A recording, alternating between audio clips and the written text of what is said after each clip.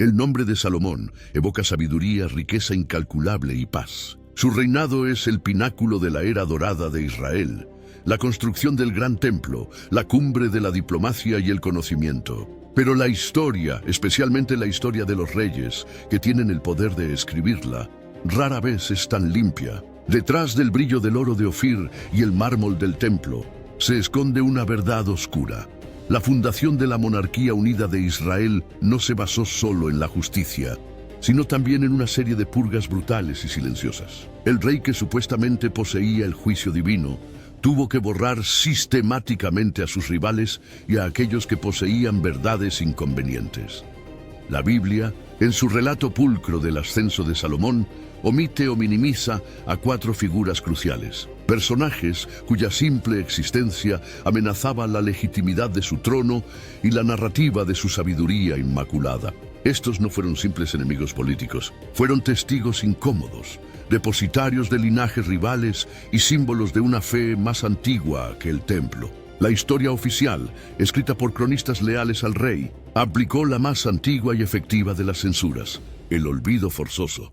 La tesis es la siguiente: la verdadera estabilidad del reino de Salomón se construyó sobre la sangre de una purga política ordenada en las sombras. 4 personajes clave, Adonías, Joab, Simei y, más notoriamente, la reina de Saba, o lo que ella representaba, fueron silenciados, exiliados o ejecutados en los primeros días del reinado. Su borrado de la narrativa oficial provocó una crisis de liderazgo irreversible, una fractura interna en las tribus y una eventual transformación forzada que condujo, inevitablemente, a la división del reino tras la muerte de Salomón. Hoy vamos a exhumar las historias de los 4 personajes que fueron borrados de la historia por orden directa del rey Salomón. El gran misterio no es si Salomón ejecutó o exilió a sus rivales. La Biblia lo registra de manera condensada, sino la paradoja central de cómo su sabiduría, su máxima virtud, fue inmediatamente precedida y dependiente de una violencia despiadada, y el silencio posterior sobre las ramificaciones de estos actos. La sabiduría de Salomón se inaugura con un baño de sangre. El primer borrado fue Adonías, su medio hermano, el hijo mayor de David, que quedaba vivo y el heredero natural, según la costumbre. Salomón lo mató bajo un pretexto débil, acusándolo de conspiración por pedir a Abisag, la Sunamita, la concubina de David, como esposa, un acto visto como una reivindicación del trono. El segundo, y quizás más monumental, fue Joab, el general de David, un veterano de guerra que había cimentado el poder de la dinastía. Joab se refugió en el templo, buscando asilo en los cuernos del altar, la máxima protección de la ley. Salomón lo ignoró, ordenando a Benaía que lo ejecutara allí mismo. La paradoja: ¿cómo puede el rey que construye la casa de Dios y se sienta en el trono de la justicia profanar el lugar más sagrado asesinando a un hombre que buscaba asilo en sus propios cimientos? El secreto que Salomón borró no fue el acto en sí que se registró, sino el trauma moral y la ilegitimidad que generó. Joab y Adonías no solo murieron, sino que su ejecución deslegitimó a Salomón ante los ojos de los viejos guerreros de David y los clanes tribales que respetaban el derecho de asilo. El silencio se impuso sobre el cuestionamiento moral de su ascenso. La sabiduría no fue el inicio, sino la fachada que se construyó para tapar el crimen fundacional. El tercer personaje borrado fue Simei, un líder del clan de Saúl que había maldecido a David. David, en su lecho de muerte, le había recomendado a Salomón que lo castigara. La purga de Simei simbolizó el fin de la normalidad legal y el colapso de la dependencia en las viejas alianzas, inaugurando un sistema de vigilancia y terror en Jerusalén. Salomón fue sutil y calculador. En lugar de ejecutarlo de inmediato, lo puso bajo arresto domiciliario de facto en Jerusalén, prohibiéndole salir de los límites de la ciudad bajo pena de muerte. Simei aceptó las condiciones por 3 años, lo que demuestra la vigencia de la antigua ley que David había perdonado. Pero cuando Simei salió brevemente para recuperar a 2 de sus siervos, Salomón lo ejecutó. La excusa fue el quebrantamiento de la ley. Pero el verdadero fin de la normalidad fue la revocación de la promesa de David de perdonar a la casa de Saúl. El colapso de la dependencia fue total para los clanes del norte. La vida diaria en Jerusalén cambió.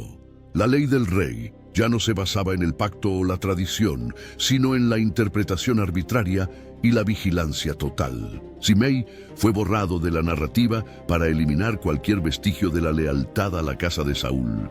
Su ejecución envió un mensaje escalofriante a toda oposición política. El rey no solo castiga las conspiraciones activas, sino también las viejas heridas y los simples desafíos a su autoridad, por pequeños que sean. La dependencia de la ley fue reemplazada por la dependencia del favor real. El cuarto y más enigmático borrado no fue una ejecución, sino una marginalización radical de un evento: la visita de la reina de Saba.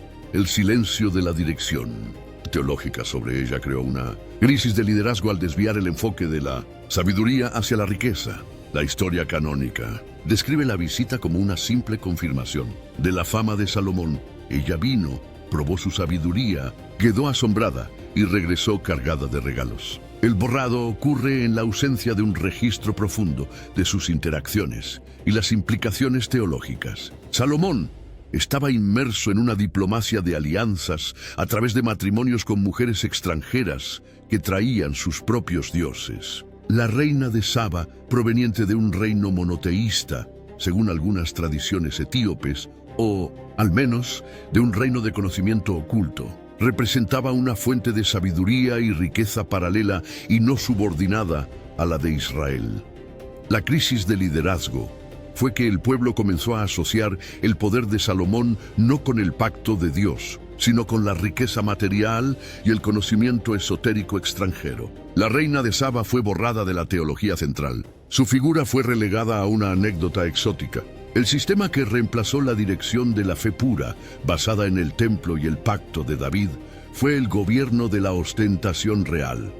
La verdad que Salomón borró es que su sabiduría no era única ni puramente divina, sino el resultado de un vasto intercambio de conocimiento y una ambición imperialista. El templo se convirtió en el centro, no de la fe, sino del comercio de oro y la fascinación extranjera. La purga inicial de estos 4 personajes creó una fractura interna masiva y silenciosa que preparó el terreno para la casi guerra civil que estallaría inmediatamente después de la muerte de Salomón, la división del reino. La división se dio entre la vieja guardia de David y la nueva burocracia de Salomón. La ejecución de Joab, el general amado por las tropas, creó una fisura irreparable en el ejército. Los veteranos de David, leales a las viejas costumbres, quedaron resentidos por la profanación del templo y la deslealtad al pacto de David. La base del poder de Salomón ya no era el ejército tribal, sino una administración burocrática centralizada y, peor aún, los trabajos forzados y los impuestos exorbitantes. La crisis de unidad se manifestó en el surgimiento de Jeroboam, un administrador del norte que se levantó en rebelión. Jeroboam no era un simple conspirador. Representaba el resentimiento acumulado por los clanes del norte, las tribus de Israel, contra la centralización del poder y la opresión del templo de Jerusalén, la tribu de Judá. La purga de Simei demostró que Salomón no tenía intención de honrar las viejas lealtades, y la extravagancia de la reina de Saba subrayó el costo de la corte. Esta fractura interna nacida de la violencia y el olvido fue el pecado no reconocido del reinado de Salomón, la olla a presión que explotó con Jeroboam y condujo a la división en 2 reinos: Israel, el norte, y Judá, el sur. La traición no fue el error de Jeroboam, sino la consecuencia de la violencia de Salomón. La gran revelación final es que la purga inicial y el silencio que la cubrió no lograron el objetivo de estabilidad perpetua, sino que forzaron el nacimiento de la nación de Judá como una entidad separada y contaminada por el pasado. El destino de estos 4 personajes reveló el legado de la sabiduría contaminada. Salomón, el sabio, fracasó en su misión de preservar el Reino Unido, precisamente porque su sabiduría se manchó con la paranoia, el asesinato político y la ambición desmedida. El silencio sobre los crímenes iniciales Adonías, Joab, Simei y la marginalización de las fuentes de conocimiento rivales, Saba, condenaron a su descendencia. La nación que nació de esta purga fue la de Judá, reducida, pero que aprendió la lección del trauma.